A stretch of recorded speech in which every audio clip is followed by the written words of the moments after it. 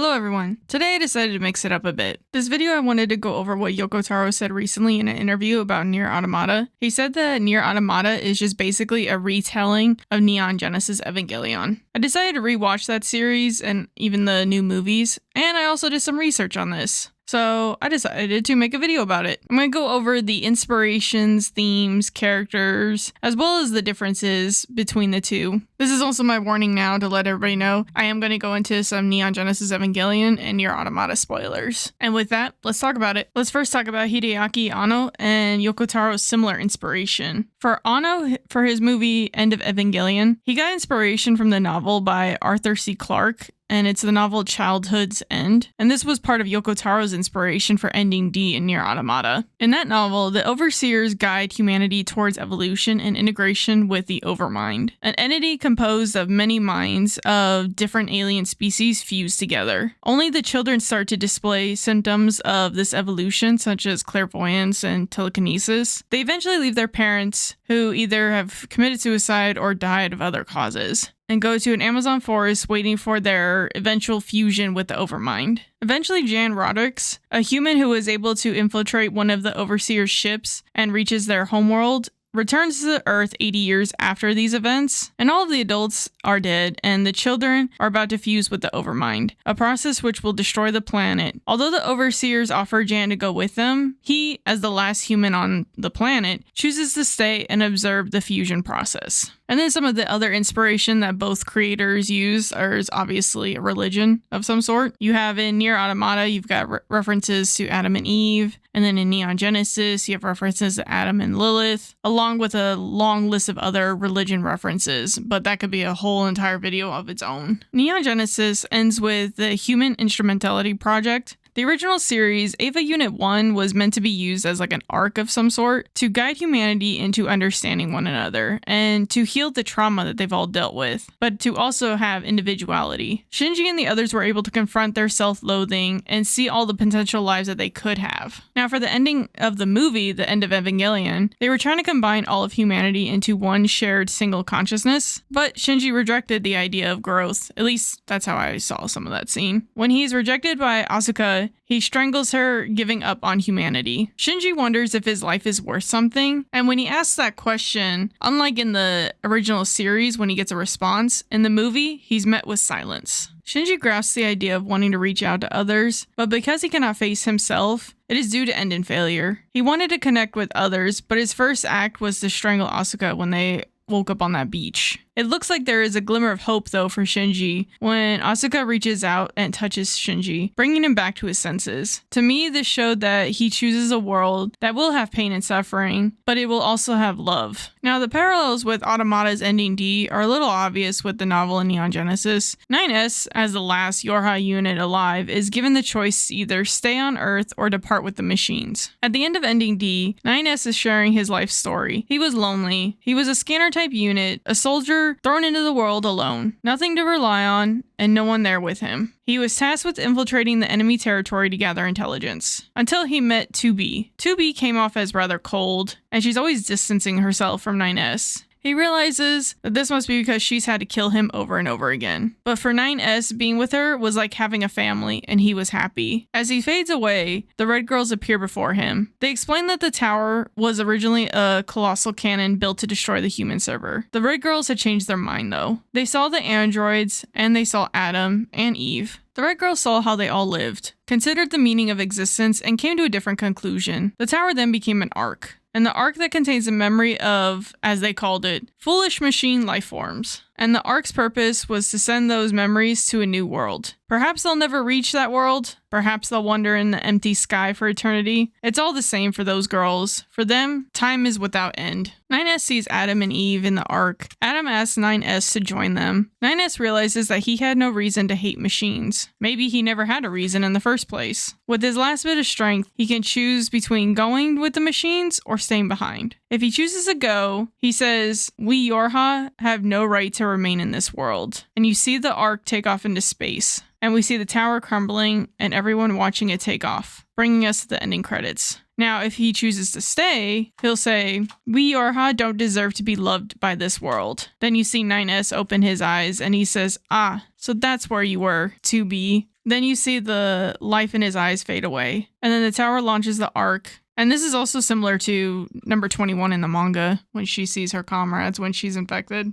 People also notice the similarities between Drakengard ending E and Lilith in the end of Evangelion, but I think that's more of just the similarities of a giant naked woman. But both of these are very heavy religious references, so it makes sense that people make that comparison. You may have also noticed one of the biggest themes is loneliness. I think the Human Instrumentality Project was just humans' way of banishing loneliness, which is also the theme for Nier Automata, especially in the anime. They keep referencing how no one can live alone. And with this, I think it's a good way to lead into talking about the characters. Just like in Neon Genesis Evangelion, our Nier Automata characters also face challenges with the hedgehog dilemma. Despite goodwill, humans cannot be intimate without the risk of mutual harm, leading to cautious and tentative relationships. Basically, hedgehogs who try to get close to each other for warmth can't touch each other because of their quills. So they have to learn how to deal with the cold and not have the warmth of others near them. This is basically each of the characters' way of having to adapt to loneliness. Looking at 2B, when you first meet 2B, she seems cold, maybe a little distant. You aren't really sure why, but she does seem to have a wall around her. It seems the only connection she has with someone is the commander. She's reminding herself in 9S that emotions are prohibited constantly. She follows orders that are given to her, and as you play through the game more, 9S is able to slowly break through that wall, and you start to see how much 2B cares for 9S. Rei is similar to 2B in personality when you first meet her. She doesn't talk much and she seems distant. She's very cold and short with people. Mainly her only connections is with Gendo Ikari. She follows the orders given to her, and I notice Rei deals with the want of separation from oneself. She's a clone of someone else with someone else's memories and to serve someone else's purpose. She tries to separate her own individuality and just follow orders. And also, weirdly enough, if you think about it, 2B is an android and can pop her memories into another body, while Rei has clones, and they just put a personality inside one of those clones. Then this brings us to 9S. Like I stated earlier, 9S was born lonely. He's a scanner type unit, a soldier thrown into the world alone, until he met 2B. He wanted affection from 2B, and now that he isn't alone, he loves getting attention from 2B. 2B is cold towards him at first, but he starts to realize deep down she's a softie, as she does care about people around her, and he is trying to break that wall that 2B has up. Also, we can't forget about Operator 210. He's wanting recognition from her as well. He wanted to feel needed from the people that he worked with as well. Shinji is similar to 9S in a way of that loneliness I mentioned. Shinji, for as long as he can remember, was alone. His mother passed away at a young age, and his father abandoned him. Not only does he want love from his father, but even from the people around him. He felt people needed him when he was a pilot. For example, when Misato was telling Shinji it was his choice to leave, no one was forcing him to be a pilot. I think that ended up hurting him because he wanted to feel like he was needed. And when she just didn't tell him that they needed him to be an Eva pilot, I think that broke him. With episode 18, and even back in the game, I felt that 9S was just like Shinji, running away from his problems. And the example of when the Resistance member offered 9S a flower to put on a grave to mourn 2B, he knocks it out of the Resistance hand and runs away. But also, 9S is similar to Rei in the fact that whenever 2E killed him, he loses his memory. 2B ends up losing the 9S that was in front of her and has to start all over again, which we see with Rei and Shinji. For A2, she's the most distant out of the three. She was betrayed by Command and left to die. She lost her entire family and was left in the world alone. In episode 18, we see that loneliness is hard on her. She will not let anyone get close to her, and if you came close to her, you died. She handled anything that came her way alone. She was driven by the goal of revenge against all machine life forms, and this was her meaning in life. Asuka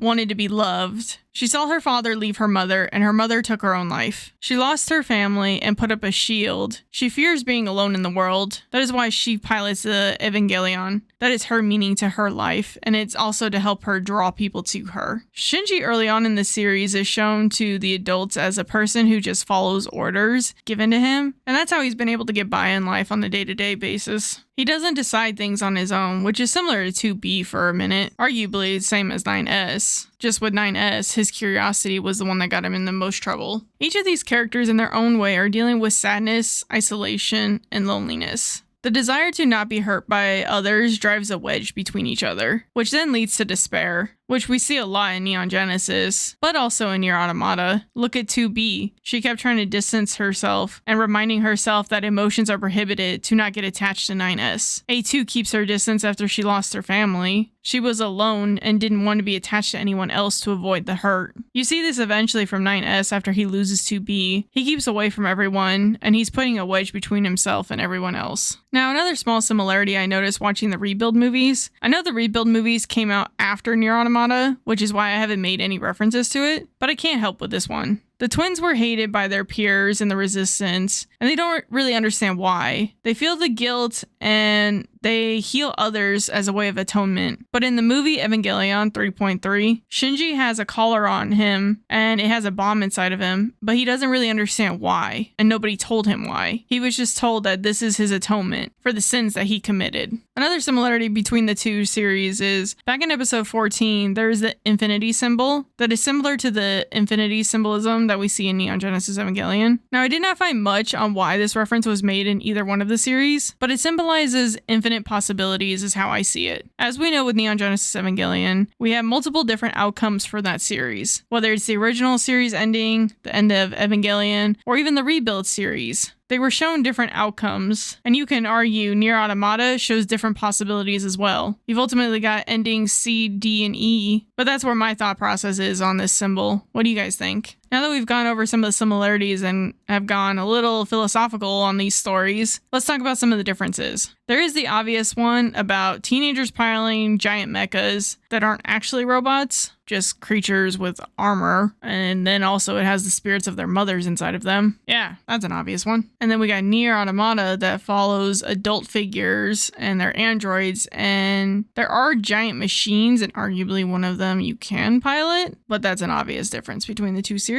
We also have the character stories itself. Sure, the kids from Evangelion were dealing with wanting to be loved and loneliness in some way, but they were kids dealing with the rejection of adults and peers. Shinji wanted love from his father. Asuka wanted just to be loved in general, which is why she kept trying to grow up so quickly, wanted that love and affection from Mr. Kaji, but she also continued to be rejected. Rei is a clone of Shinji's mother and has the soul of Lilith inside of her. Nier Automata is about machines and androids no longer basically having a master to serve, and they're finding one's self-worth. The androids were designed to hold human consciousness, but eventually developed independent thoughts. Also in Nier Automata, they say that God is dead in that world, and in Neon Genesis, obviously they still believe in God and angels. Yes, Neon Genesis Evangelion and Nier Automata are heavy in philosophy, but they focus on different philosophers. Yoko Taro even named a lot of the machines after different philosophers, which also makes it very impressive that both creators have been able to add so much detail into their work. I'm not going to go into any more of the obvious differences between the two series, but I wanted to share my thoughts on Yoko Taro's statement in that interview. I think he's being a little modest.